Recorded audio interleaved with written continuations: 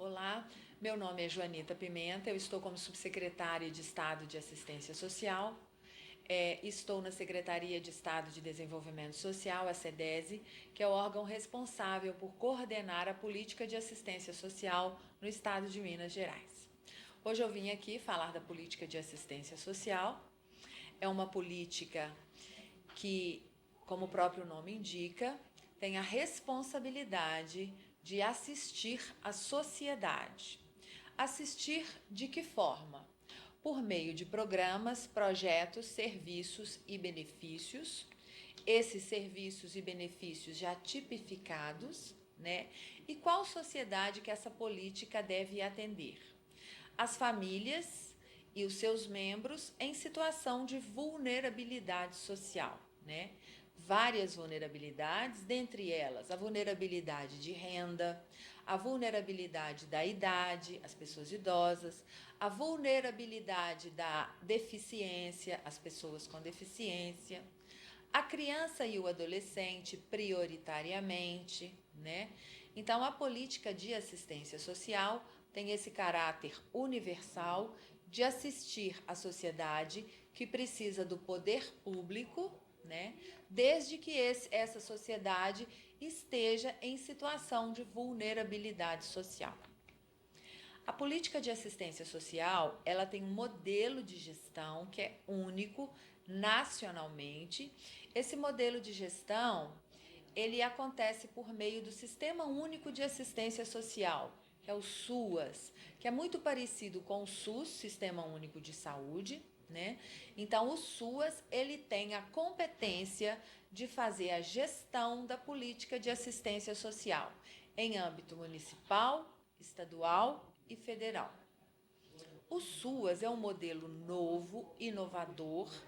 Ele foi implantado em 2005 por meio de uma resolução de Conselho Nacional de Assistência Social. Entretanto, por meio de alteração da Lei Orgânica de Assistência Social, a LOAS, a Lei 8.742 de 1993, o SUAS foi instituído legalmente por meio dessa lei. Isso significa, na verdade, o quê? Significa que os entes, né, agora são obrigados a ofertar a política de assistência social por meio desse modelo único que é o Sistema Único de Assistência Social. Então, o SUAS ele foi instituído legalmente por meio de lei para ser ofertado à população que dela precisa a política de assistência social. A política de assistência social, ela tem um comando único, esse comando único é do Estado brasileiro. Quem é responsável por ofertar essa política é o município, o Estado e o governo federal, que representa nessa contextualização o Estado brasileiro. As entidades privadas, elas fazem parte dessa oferta de serviço à população por meio, através, né, do Estado brasileiro, que é a contratação dessas entidades para uma prestação de serviço que é público. E que serviços são esses? O Sistema Único de Assistência Social, ele tem um modelo de gestão hierarquizada, muito parecido com o modelo da saúde, onde as ações de prevenção elas são executadas na proteção social básica e as ações de proteção são executadas na proteção social especial. Então, nós temos dentro do Sistema Único de Assistência Social uma hierarquia de proteção e dentro dessas proteções os seus respectivos serviços, programas, projetos e benefícios. Né? A forma como essa política de assistência social se materializa ao cidadão é por meio de programas, serviços, projetos e benefícios. No âmbito dos serviços, nós temos 12 serviços que foram tipificados por meio da resolução do Conselho Nacional de 109 de 2009. E dentro dessas duas proteções, básica e especial, nós temos dois equipamentos públicos descentralizados para atender a população, que são os CRAS e os CREAS, ou seja, o Centro de Referência de Assistência Social e o Centro de Referência Especializado de Assistência Social. Os CRAS, eles devem ser implantados em territórios onde estão essa população em situação de vulnerabilidade, que precisa de atendimento e acompanhamento pelo poder público. Os CREAS, diferentemente do CRAS, né, que vai fazer um trabalho protetivo, eles devem estar localizados numa região mais central do município, considerando que o CREAS deve atender toda a população daquele município que está numa situação de violação de direito. É a diferença do CRAS e do CREAS. Esses serviços, eles são descentralizados, ou seja, eles estão mais próximos da população que precisa e tem dentro desses equipamentos uma equipe de referência, são profissionais servidores públicos, né, que estão ali para fazer o atendimento e ao acompanhamento à família e seus indivíduos. Geralmente, esses profissionais são obrigatoriamente assistente social, psicólogo e preferencialmente outros profissionais, conforme a norma operacional básica de recursos humanos do Sistema Único de Assistência Social, que é pedagogo, sociólogo, advogado, né? Nós temos um leque enorme de profissionais especialistas para estar nesses equipamentos, fazendo atendimento a essa família que encontra-se nessa situação de vulnerabilidade social. Como é que dar-se-á esse atendimento? Na LOAS, no artigo 24 da Lei Orgânica da Assistência Social, fala que os serviços são esses 12 que eu acabei de falar, que foram tipificados em 2009, eles são regular e continuado. Tem que estar disponível para a população quando essa população precisar do atendimento. Já os programas, projetos, eles são complementar ao serviço, quando no atendimento a essa família, as equipes de referência identificar a necessidade de uma complementação ao seu atendimento no serviço, ela inserir essa família e esse indivíduo, né, e esse membro dessa família. Os benefícios têm um caráter eventual, porque eles são na eventualidade quando a família precisar desse benefício. Ela está sendo atendida no serviço e naquela eventualidade teve uma emergência na casa dela e ela precisou do serviço. Então essa é a lógica de funcionamento integrado de serviços, programas, projetos e benefícios. Por isso que a gente fala que os CRAS e os CREAS são a porta de entrada da política de assistência social, porque todo indivíduo deveria passar primeiramente pelo CRAS e pelo CREAS para depois ser inserido em alguma entidade, em algum projeto, em algum programa ou algum benefício. Então é nessa organização que está o Sistema Único de Assistência Social. No CRAS, qual que é o público prioritário para ser atendido no CRAS? São as famílias e indivíduos que se encontram em situação de vulnerabilidade, que ainda têm vínculo familiar e comunitário e que são atendidas pelo programa Bolsa Família, né? Como todos nós sabemos, o programa Bolsa Família é um programa de transferência de renda direta ao cidadão, com condicionalidades de saúde, educação e de assistência. As famílias e indivíduos que descumprem essa condicionalidade é que é público prioritário para estar inserido no atendimento e no acompanhamento do CRAS. Dentro desse público prioritário do Bolsa Família, nós temos criança e adolescente, que é um dos critérios para recebimento do programa Bolsa Família. Ter criança e adolescente na família em idade escolar. Então, qual que é a condicionalidade para essa família receber o benefício do programa Bolsa Família? É o seu filho criança ou adolescente, estar inserido na escola e frequentando essa escola. Quando essa criança e o adolescente essa família descumpre essa condicionalidade, ele passa a ser um público prioritário para atendimento no CRAS. Por quê? Porque essa família, né, está passando por uma situação de vulnerabilidade. Tem que identificar qual que é a dificuldade que essa família se encontra para a criança estar deixando de frequentar a escola.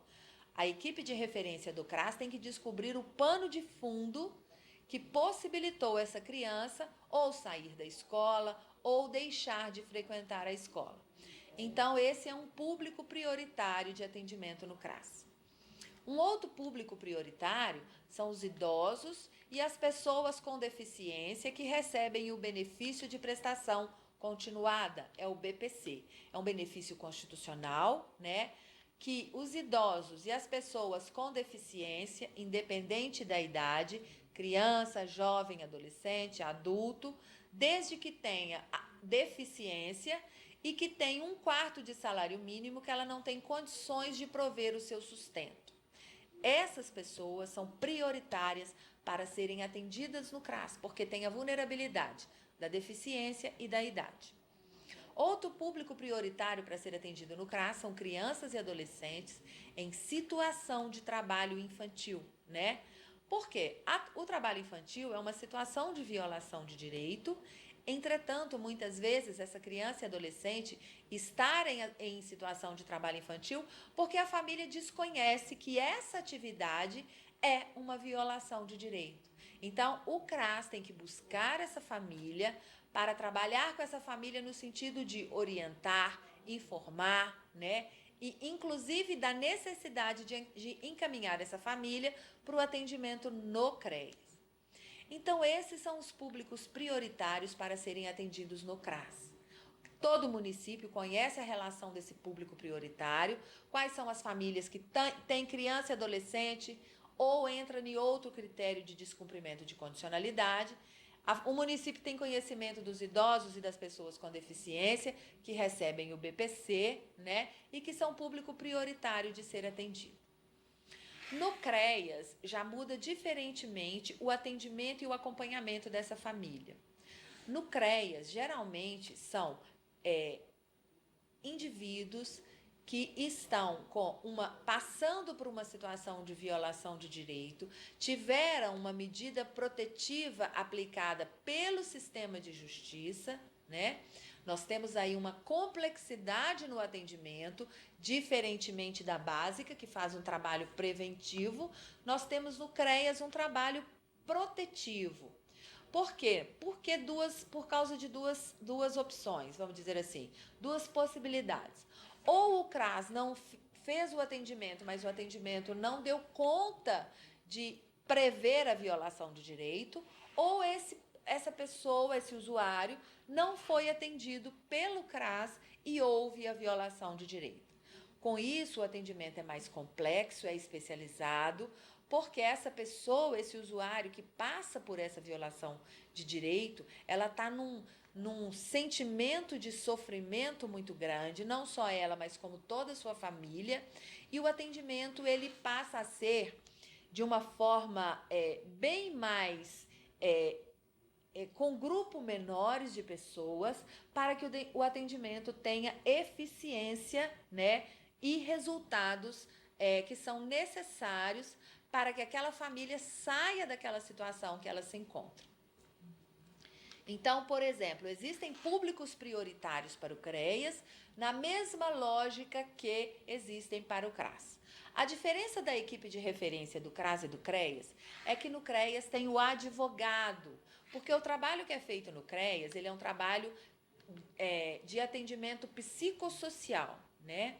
Até o advogado, ele não faz um atendimento de responsabilização como no sistema de justiça.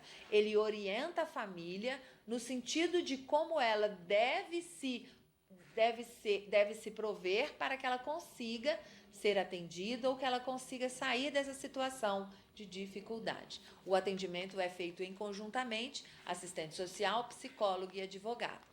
Com isso, esse público prioritário entra criança e adolescente em situação de trabalho infantil, criança e adolescente que cometeu ato infracional, né? criança e adolescente abusado ou explorado sexualmente, enfim, todas as situações de proteção ou de violação de direito, aí já não é só criança, mulher, idoso, pessoa com deficiência, qualquer violação de direito, o atendimento dar-se-á no CREAS. Então, é nessa lógica que a política de assistência social está organizada, né, para que isso aconteça de fato nos municípios. E como que a gente está hoje no âmbito do estado de Minas Gerais? Bom, o Sistema Único de Assistência Social está implantado hoje nos 853 municípios. Hoje nós temos 1.068 CRAS em funcionamento em 811 municípios. Nós ainda não estamos com a cobertura total por município, porque no âmbito do SUAS a gente tem alguns entraves ou algumas questões que impossibilita ainda o município a implantar o CRAS, por exemplo. Se ele ainda não tem uma mínima organização, se ele não tem profissional, se ele não tem conselho, se ele não tem plano, se ele não tem fundo de assistência, ele ainda está impossibilitado de implantar o CRAS. Nós temos uma cobertura significativa, considerando que o SUAS é muito novo, nós temos 8 anos de implantação do SUAS, né? E legalmente nós temos 2 anos que a lei foi alterada. No âmbito do CREAS, nós temos um número, é claro, bem menor. Nós temos hoje 239 CREAS no estado de Minas Gerais, em 203 municípios. E como é que faz os municípios que ainda não têm CREAS, considerando que existe violação de direito em qualquer lugar, independente de ter CREAS ou não? Quando o município ele adere ao Sistema Único de Assistência Social, o que o SUAS fala? Que o município é responsável por oferecer atendimento à sua população, independente qual situação que ela se encontra, ou no caráter preventivo ou no caráter protetivo. Com isso, o município que ele ainda não tem CREAS, ele tem que ter na sua equipe de gestão essa equipe de referência para atendimento ao cidadão. Então, ela tem que ter o assistente social, o psicólogo e o advogado no órgão gestor, lá na Secretaria Municipal de Assistência, para fazer o atendimento e o acompanhamento a essas famílias que encontram-se numa situação de violação de direito. Então, é dessa forma que o SUAS previu, né, para que até que a gente consiga chegar na universalidade dos CREAS em todos os municípios. No âmbito do Sistema Único de Assistência, existe um pilar estruturante no sistema, que é o Conselho Municipal de Assistência Social. Órgão deliberativo, colegiado, né? Todas as ações, programas, projetos e serviços que o gestor municipal vai implantar, o Conselho tem que deliberar. As deliberações do Conselho Municipal de Assistência, ele tem caráter de lei, as deliberações, elas se materializam por meio de resolução e tem caráter de lei, né? Então, tudo que o município vai implantar, reordenar, alterar, tem que ter a autorização do Conselho Municipal de Assistência Social. É o conselho que aprova a prestação de contas do município, que aprova a proposta de orçamento do município, com o que o município vai gastar. Se tem denúncia, o conselho ele é responsável por fiscalizar essa denúncia. Então, o Conselho Municipal de Assistência Social, no âmbito da assistência social, ele tem uma competência muito parecida com o Ministério Público, porque ambos têm a responsabilidade de fiscalizar. É claro que com todas as diferenças que são permitidas a um e ao outro. Somente fazendo uma analogia, considerando que no âmbito do SUAS, o Conselho Municipal de Assistência tem a função de fiscalizar a implantação e a consolidação do SUAS no seu território, no seu município, no seu estado e no governo federal. Então, são esses pilares estruturantes que sustentam o Sistema Único de Assistência Social. Nós temos também um outro pilar estruturante, que é a rede socioassistencial. Nós temos a rede pública e a rede privada. Nós já falamos da rede pública, que é o CRAS, o CREAS, existem ainda centro de atendimento socioinfantil, existe centro de convivência do idoso, centro de convivência do adolescente. Toda essa estrutura pública com CNPJ do município, que é executado diretamente pelo poder público. São profissionais servidores públicos que estão alocados naquele equipamento, naquele serviço para atender e acompanhar o cidadão. Então, no contexto do Sistema Único de Assistência Social, a rede pública, ela se configura nessa lógica. Nós temos também a rede privada, que são as entidades de atendimento que prestam serviço de programas e projetos da assistência social. Para uma entidade de assistência social, ela ser de atendimento, ela tem que ter a autorização do Conselho Municipal de Assistência para funcionar. Então, é o conselho que dá o alvará para essa entidade de abrir as portas e começar o atendimento e o acompanhamento. Na mesma lógica que o SUS e que a educação tem, né, a assistência tem o Conselho Municipal que autoriza a entidade a funcionar.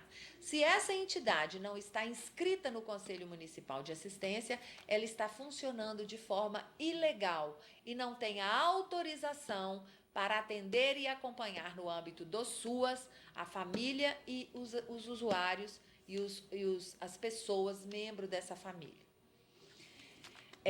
Todos os serviços, programas e projetos que são executados no âmbito do SUAS e que são executados por entidade deve ser obrigatoriamente acompanhada, monitorada pelo poder público municipal. Uma entidade no SUAS, ela não tem vida própria se ela não está inserido no sistema. Por exemplo, se no município tem uma APAI, Associação de Pais e Amigos dos Excepcionais, que é uma entidade de atendimento não governamental, ela tem que estar inscrita no conselho e o atendimento aos usuários da APAI tem que ser encaminhados pelo CRAS e pelo CREAS. A lógica do trabalho em rede é assim. E o Conselho Municipal que deu a autorização para essa entidade APAI funcionar, ele vai monitorar e fiscalizar os atendimentos prestados por essa entidade e se aquilo que ela propôs, ela está executando, né? Com isso, a gente tem uma rede de atendimento público e privado. Vamos falar numa situação de uma entidade que trabalha com criança, com adolescente que cometeu ato infracional e está com uma medida protetiva de medida socioeducativa em meio aberto, liberdade assistida ou prestação de serviço à comunidade, que é um serviço da assistência, do SUAS, e que tem vinculação direta com o sistema de garantia de direito. Por quê? Porque quem aplica a medida, quem aplica, que fala que é um ato infracional, e aplica a medida, ou seja, fala qual que é a pena desse adolescente, se ele está em liberdade assistida ou prestando um serviço à comunidade, né, é o sistema de justiça, que quando aplica essa medida, comunica ao gestor municipal da assistência social para começar a iniciar o trabalho de acompanhar, atender e acompanhar o adolescente e sua família. Esse atendimento de medida socioeducativa, o gestor municipal encaminha para que o CREAS inicie imediatamente o atendimento e, se caso o município não tenha CREAS, é a equipe de referência de proteção social especial do órgão gestor que é responsável por esse atendimento e acompanhamento. No âmbito do sistema, obrigatoriamente, a medida socioeducativa em meio aberto para adolescente tem que ser executada no CREAS. Entretanto, o município que ainda não tem CREAS, a lógica é ser executada pela gestão com a equipe de referência de proteção social especial. Um outro serviço diretamente ligado à criança e adolescente é o acolhimento institucional. Está na lógica da tipificação nos serviços de proteção social especial de alta complexidade. Por que alta complexidade? Porque o Estado brasileiro é responsável por dar proteção integral àquela pessoa, àquele usuário, independente se é criança, idoso, adolescente, jovem. No âmbito do SUAS, esse serviço chama acolhimento. Temos acolhimento institucional, que tem a modalidade de casa-lar e abrigo, a casa-lar para até 10 crianças e adolescentes, o abrigo para até 20 crianças e adolescentes. Nós temos o acolhimento familiar, que é por meio de família acolhedora, que são famílias que, em parceria com o poder público, acolhe aquela criança na excepcionalidade, quando aquela criança está ou adolescente está passando por uma medida protetiva. E nós temos ainda o acolhimento em casas de passagem, residência inclusiva, que são acolhimentos para adultos especificamente. Essa forma, essas entidades, como é que se dá esse serviço? Pode ser prestado diretamente pelo poder público, aí vai ser uma rede pública.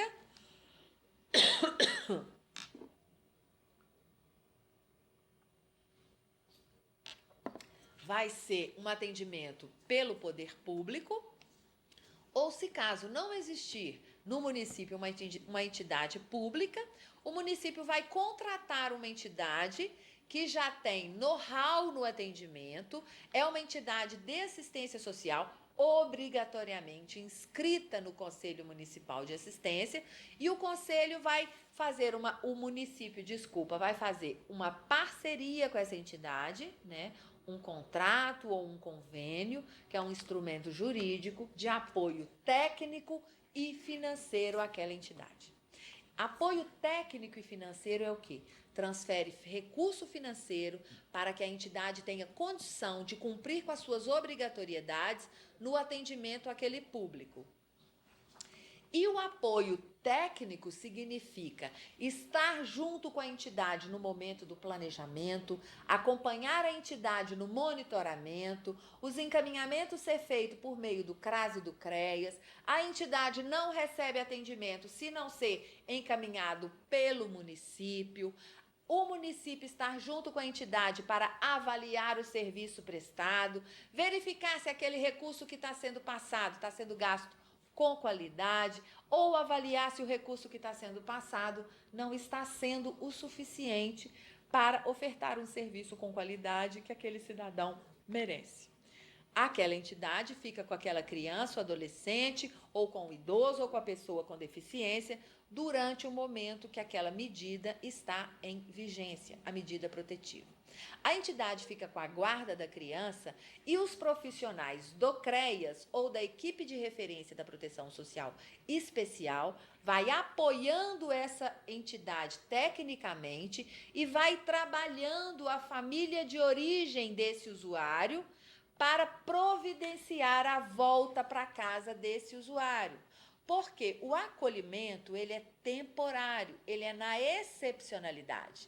Durante o período da aplicação da medida, os profissionais do CREAS ou da equipe de referência de proteção social especial devem planejar um atendimento e um acompanhamento a essa família para fortalecer essa família no seu caráter protetivo, familiar, que ela tem a obrigação de fazê-lo, para receber esse usuário que está temporariamente afastado dessa família.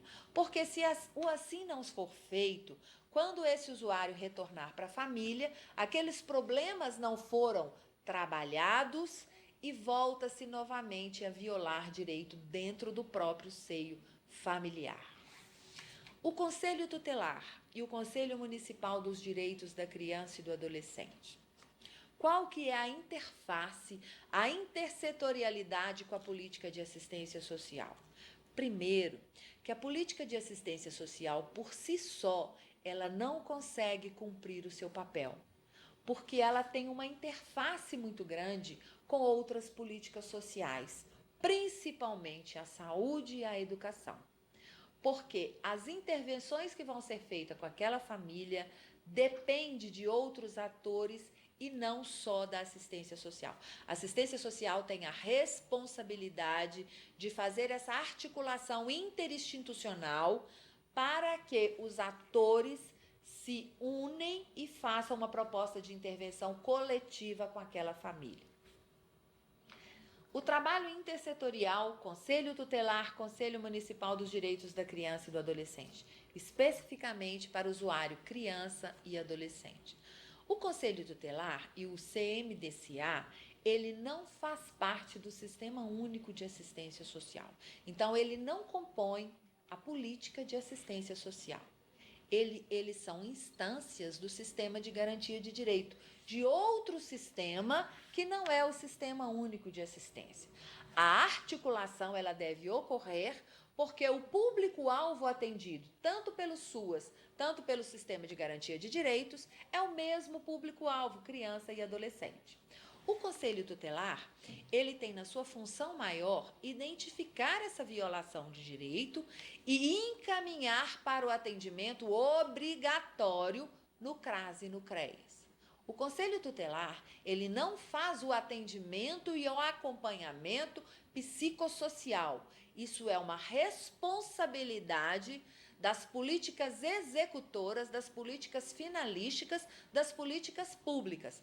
Educação, saúde, assistência, o que compete ao Conselho Tutelar, identificar essa violação de direito e requisitar o atendimento em qualquer dos serviços. E o Conselho Municipal da Criança e Adolescente também é a mesma lógica, porque trabalha com o mesmo público-alvo da criança e do adolescente.